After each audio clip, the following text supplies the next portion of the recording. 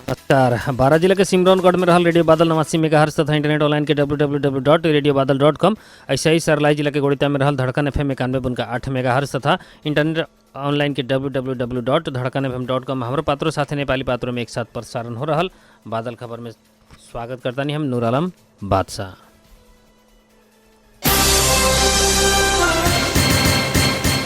अपने खेत में धान काट के घर लौट रहल एक लड़की के एक युवक बलात्कार कईल घटना बाहर आयल बाटे। धनसा जिला के बटेश्वर गांव पालिका वार्ड नंबर 4 स्थित अपने खेत में धान काटे गईल एक 14 वर्षीय लड़की के धान उसारे के क्रम में ऊख के खेत में ले जाके बलात्कार कईल आरोप लगावल गईल बाटे। बलात्कृत कहल गईल लड़की के अभिभावक के अनुसार पड़ोसी राम दुलार महतो के खेत में परिवार के सदस्य सब धान काट के संझिया 6 बजे धान उठावे के क्रम में राम दुलार महतो के बेटा वर्ष 28 के नवीन महतो घर आवे के क्रम में अकेले भइल अवस्था में ऊख के खेत में ले जाके बलात्कार कईल बाटे। इन्हें इलाका प्रहरी कार्यालय महेंद्र नगर पीड़ित बालिका के मेडिकल करैले बाटे तक घटना बाद आरोपित नवीन महतो फरार रहल प्रहरी जनैल बाटे। नवीन के खोजी कार्य तीव्र कईल गेल प्रहरी जनैल बाटे। बस से खिंचा के पारसा में एक जने के मृत्यु भइल बाटे। मृत्यु होखले में सरलाही के रामनगर गांव पालिका 6 सिसवा टोल के 35 वर्षीय अभय झा रहल प्रहरी जनैल बाटे। पिकनिक के खातिर पारसा के ठोरी में जा रहल ना 8/48 नंबर के बस से किचैला पर मोटरसाइकिल में सवार झा के मृत्यु भइल बाटे। बीरगंज महानगर पालिका 17 अलव स्थित तिलावे पुल नजीक के बीरगंज से पोखरिया के तरफ जा रहल बास 74 पर 4528 नंबर के मोटरसाइकिल विपरीत दिशा से आ रहल ना 35 पर 6400 नंबर के मोटरसाइकिल एक आपस में लड़ला से बास 74 पर 4528 नंबर के मोटरसाइकिल में सवार झा के बस से खिंचा के मृत्यु भइल। वार्ड प्रहरी कार्यालय श्रीपुर के प्रहरी निरीक्षक धर्मराज सिंह बताइनी टक्कर देवला बस आ ड्राइवर के प्रहरी नियंत्रण में ले बाटे।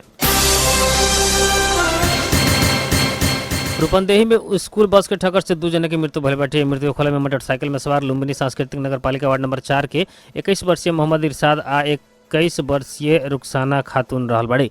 जिला प्रहरी कार्यालय रूपंदेही के प्रवक्ता डीएसपी मनोहर भट्ट के अनुसार लुम्बिनी सांस्कृतिक नगर पालिका वार्ड नंबर 4 महुआरी में आज सवेरे सिद्धार्थ बोर्डिंग स्कूल के लू 1778 नंबर के बस से लू 37 पर 8482 नंबर के मोटरसाइकिल के पछाड़ी से ठक्कर देला पर उक्त दुर्घटना भइल बाटे। बस के ठक्कर से मोटरसाइकिल में सवार दोनों जने के घटनास्थल में मृत्यु भइल प्रहरी जनैले बा।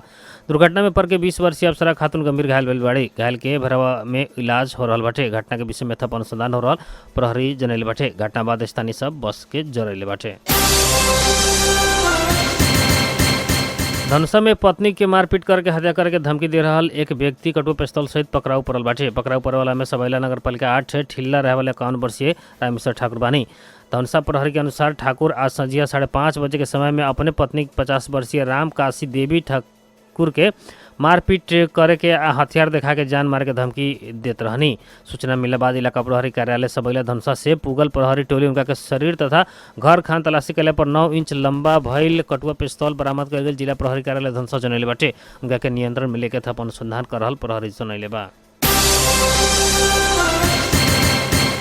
गांजा खेती फड़ानी अभियान अंतर्गत नेपाल प्रहरी आ सशस्त्र प्रहरी के संयुक्त टोली आज ठोरी गांव पालिका में लगावल गई गांजा खेती फड़ानी के लिए बाटे। ठोरी 5 के बड़का बाघ मोर्चा गड़ुआ लाइन क्षेत्रीय लाइन में अवैध रूप में लगावल गई 15 कट्ठा क्षेत्रफल में लगावल गई गांजा के खेती फड़ानी कैल सुवर्णपुर प्रहरी चौकी जनैले बाटे। गांजा खेती के कैले बा कह के विषय में शोध खोज भी चल रहल सुवर्णपुर के सशस्त्र प्रहरी नायब परीक्षक राम बहादुर बोगटी के दावी रहल बाटे। जिला में गांजा खेती पछतावत गईल समाचार अले बाद प्रहरी गांजा खेती नष्ट करे के अभियान चलाइले बाटे। प्रहरी गांजा फड़ानी अभियान अंतर्गत अभी तक करीब 1.5 बीघा में लगावल गई गांजा फड़ानी कैल परसा प्रहरी जनैले बाटे।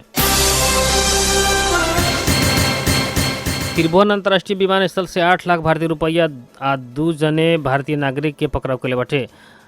20 तारा एयर के उड़ान से दिल्ली जा रहल 35 वर्षीय धर्मेंद्र नागर अब 42 वर्षीय पंकज गुप्ता काल दोपहरिया विमानस्थल से पकड़ाव पड़ल प्रहरी प्रधान कार्यालय नक्सल काल जारी कैले बुलेटिन में उल्लेख कैले बाटे। धर्मेंद्र नागर के साथ से 5 से दर के 757 थान, 200 के दर से 230 थान, 100 के दर के 670 थान करके जमा 4,91,500 से भारतीय रुपये बरामद भइल प्रहरी जनैले बाटे। ऐसे ही पंकज गुप्ता के साथ से 5 से दर के 617 थान, ऐसे ही 3 लाख 60,500 भारतीय रुपये बरामद भइल बाटे। अंतर्राष्ट्रीय उड़ान तरफ के हैंड बैग चेकिंग एरिया में जांच करके क्रम में उ लोग से भारतीय रुपये बरामद भइल प्रहरी जनैले बाटे। उ लोग के आवश्यक अनुसंधान के खातिर ललितपुर के पुल चौक स्थित राजस्व अनुसंधान विभाग के जिम्मा में लगावल गइल बाटे। खसी के मांस कह के बकरी के मांस बेचे वाला एक व्यवसायी के प्रहरी पकड़ाव के लिए बाटे। पकड़ाव पड़े वाले में जीतपुर सिमरा महानगर पालिका 7 स्थित मुस्कान सप्लायर्स एंड फ्रेश हाउस के संचालक मिश्री दीवान रहल बनी। दीवान के अपने फ्रेश हाउस में खसी के मांसू कह के बकरी के मांसू बेच रहल शिकायत अले बाद उनका के नियंत्रण में लिहल गए प्रहरी जनैले बाटे। स्थानीय सबके शिकायत बाद इलाका प्रहरी कार्यालय जीतपुर से खटल टोली दीवान के फ्रेश हाउस में पहुंच के चेक जांच कैला पर खसी के मांस के छोट टुकड़ा संगे चामड़ा बिना के बकरी के खसी के अंड कोष आ पेशाब करे वाला लिंग जैसन बना के खसी के मांस संगे बिक्री करे लाग के खातिर राखल अवस्था में मिलल बाटे। प्रहरी के अनुसार दीवान बकरी के मार के फेविकॉल से बकरी के स्तन के जगह में अंडकोश आ नीचे पेट में खसी के लिंग साट के खसी के मांस को कह के बेचत आयल रहनी। छापा मार के क्रम में दीवान से करत आ रहल ठगी के घटना बाहर आयल बाटे। प्रहरी बरामद कैल मांस सहित दीवान के नियंत्रण में लेके इलाका प्रहरी कार्यालय सिमरा में राख के अपन अनुसंधान आगाड़ी बढ़ाइल बाटे।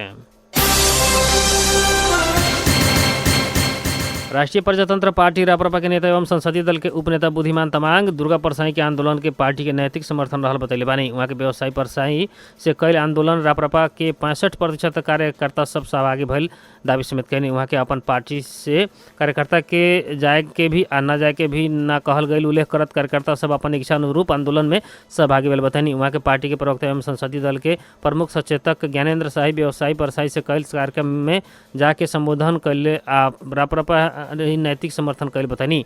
न्यूज एजेंसी नेपाल संघ के बातचीत में वहाँ के व्यवसायी परसाई से राखल विभिन्न मांग मध्य राजा सहित के प्रजातंत्र पुनः हिंदू राज्य पुनः स्थापना तथा संहिता खारिज विषय में हमनी सबके समर्थन रहल बतानी। उपनेता तमांग कहनी दुर्गा परसाई के आंदोलन के हमनी नैतिक समर्थन बाटे।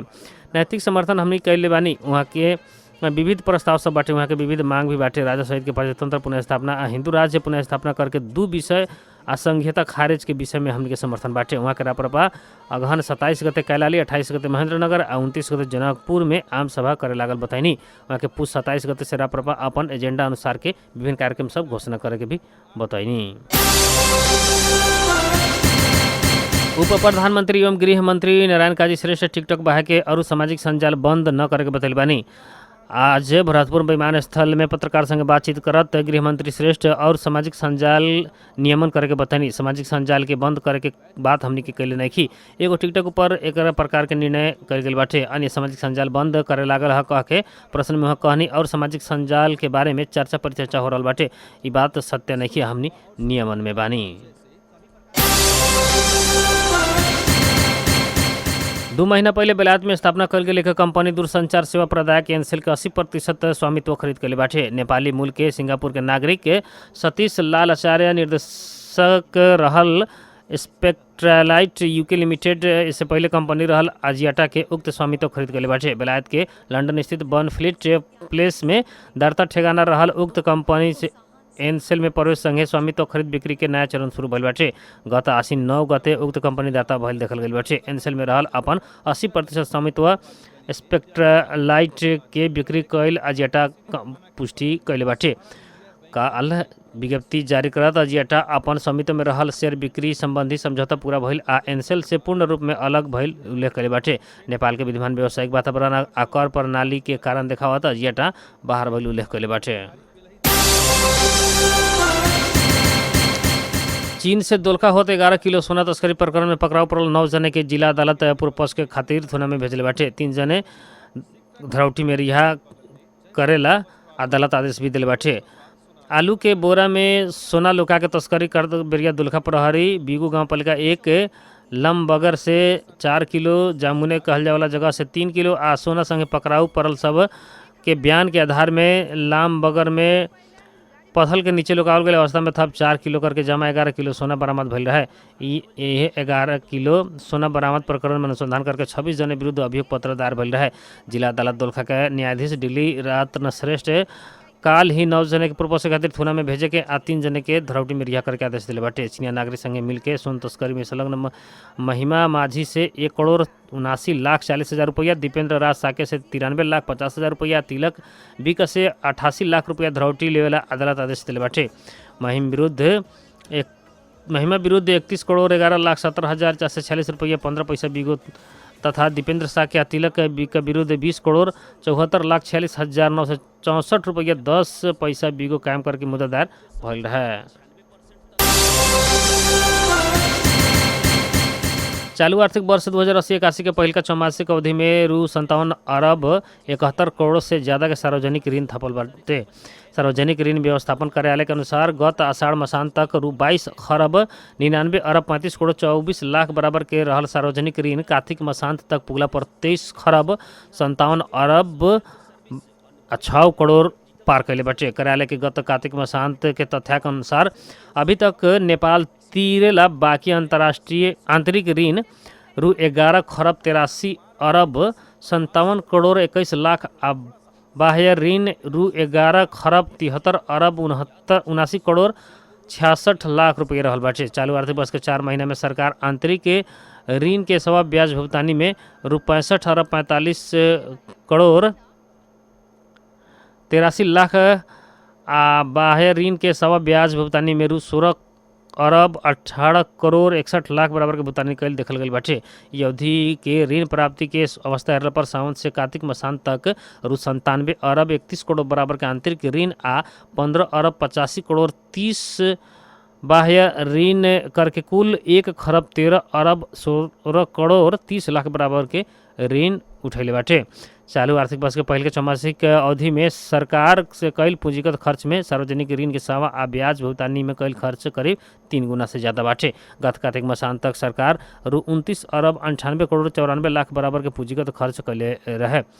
यह अवधि में सार्वजनिक ऋण के सवा ब्याज भुगतानी रु 81 अरब 64 करोड़ 44 लाख बराबर के खर्च कैले बाटे।